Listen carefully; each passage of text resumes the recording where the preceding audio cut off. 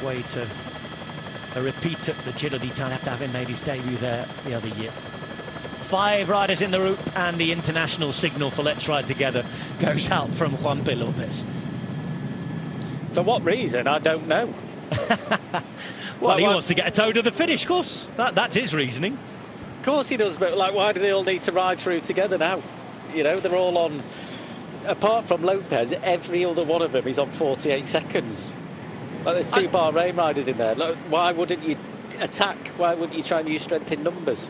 If you wanted to be mega ambitious and you have something in the legs, then of course. And we're seeing now that people are getting ready maybe for attacks. You see the shoes being done up there from Romain Bardet.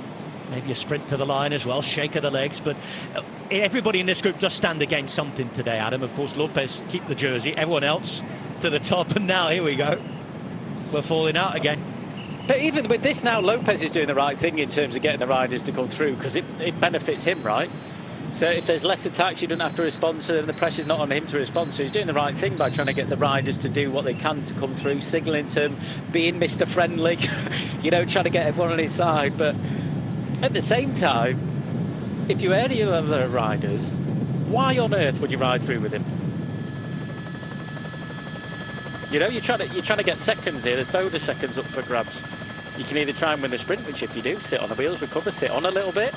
And if you want to go on the attack, sit on before you attack. Don't just roll through.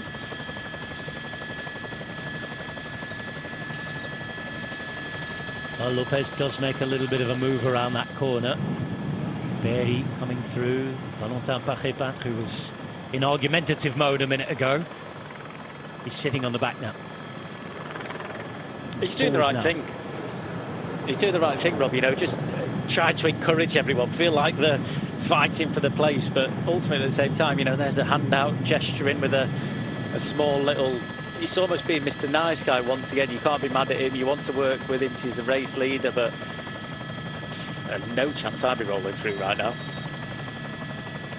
I'd be either saving it for a sprint, or I'd be trying to attack. I probably won't be able to attack because it's not my religion to attack. Against your core beliefs. Yeah, that and riding on the front.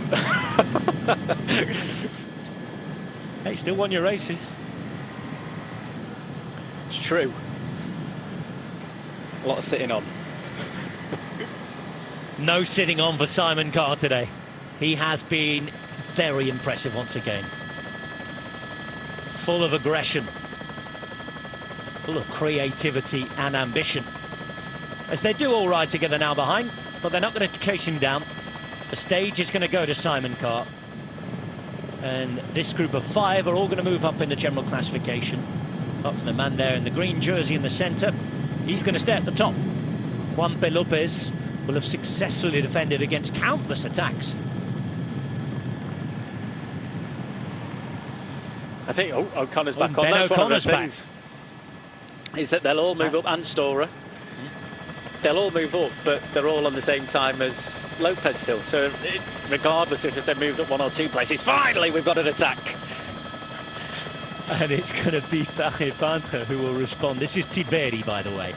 Antonio Tiberi, Italian rider in the best young riders jersey, the white jersey. Juanpe Lopez, now not in the white jersey category.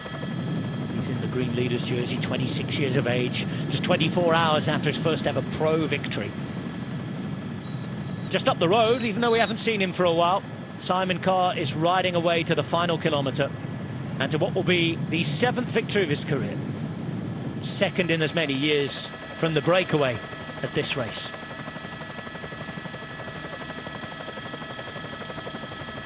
They're still just trying to get the team organised. Suits him down to the ground, obviously. I mean, come on. You should just ride at such a hard tempo if you can all the way to the line. I know there's bonus seconds, but you can't imagine that he'd be one of the favourites in this group to take the bonus seconds anyway, would he? No, I mean, look, Wout Poels he's quick rider. We know how quick he is in bunch finishes. Well, smaller group finishes after hard days like this. Tiberi, the way that he's riding, I'm sure that he's got a kick on him, but yeah, I mean, Ben O'Connor there just with a little acceleration. Lopez as he was going backwards. final few hundred metres for Simon Carr. He's been out for over 30 kilometres alone. And there he is, riding away to take the win. Through the narrow streets in the Finnish town in Borgo Valsugana in Italy. Simon Carr is going to take his second successive victory. He won last year from a break. He's smiling as he does it again this year. A win 12 months ago that catapulted into his best 6 months of his career. And Simon Carr continues. EF Education Easy Post, 10th win of 2024. And he goes to Simon Carr with a demonstration from the breakaway. And for a long, long time, it's not been in any doubt. We've been waiting for that moment. He's been able to enjoy the last couple of kilometres, and here comes Ben O'Connor. There's still something left. And this is a man who's crashed, remember. He's taking Stora with him, a gap opens up, and this is good for him. Remember, 6 and 4 bonus seconds still available, plus the seconds that they can eke out. And O'Connor remains the most dangerous man to Juanpe Lopez. He's at 45 seconds at the start of the day. They're opening up a little gap here. They go through these narrow streets in Borgo Valsugana. They've been up high in the mountains today after crossing the border from Austria. And Ben O'Connor wants as much as he can get. Decathlon Jeux des Alpes Mondial have been so courageous and aggressive. They've been brilliant all week, and they're going to steal something here, it seems. Here is O'Connor. Stora a lot further down in the GC, but also standing to move up quite a bit today. But O'Connor looking to take it to the line, to take those 6 seconds if he can. Here's that final turn. Still good enough to sprint to the line. Will he take the 6? I don't know, because Stora's there to come around. There goes Stora. He'll take the 6 seconds. O'Connor looking for what he can get. He will take the 4. And will there be a gap?